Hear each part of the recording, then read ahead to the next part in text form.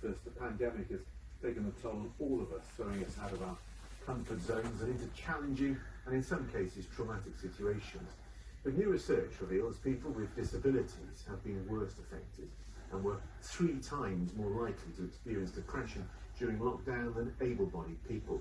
Now one disability charity is calling for a dedicated recovery plan. Hamish Askeri reports. You may remember how you felt at the start of the first lockdown last year when our freedoms were taken away overnight. But while pandemic restrictions are temporary, Helen Fincham knows what it's like to experience the permanent loss of her ability to live independently. I woke up with an epic when I was 21 and a few hours later I was completely paralysed. So nothing happened. There was no illness, there was no injury, there was no accident. So from day one it's been really hard to accept why I became paralysed at the start. And coming to terms with her life-changing disability has been made even harder during the last year. How often did you get out of the house during lockdown? Oh my gosh, less than a handful of times. In the whole year and a half it's been, the hardest part was being isolated completely alone and only seeing my carers. The charity Sense wants more government focus on supporting people like Helen living with disabilities.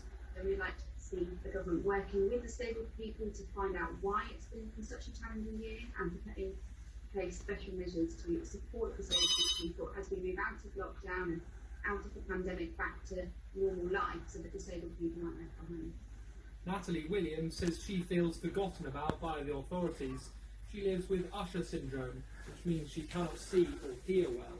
The Welsh Government says it's acutely aware of the severe impact the pandemic has had on disabled people and has provided more money for various support services. But Natalie says she's lost confidence and her independence over the last year. Before the pandemic, I was going out twice a week with my communicator guide. So I was going on the bus on my own. I was quite getting more confident. Just since the pandemic, I've lost it all, everything.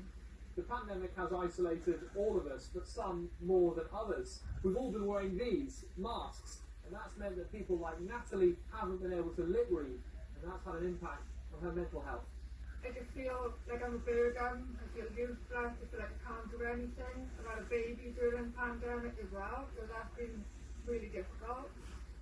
Back in Bridgend, Helen thinks COVID-19 may have changed attitudes.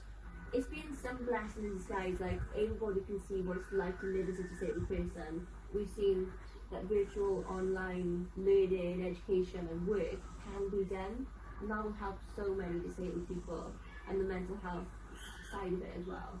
Hope then that the pandemic may have some long-term positive consequences for those who need it most. Hamish Askeri, HTV News. Now,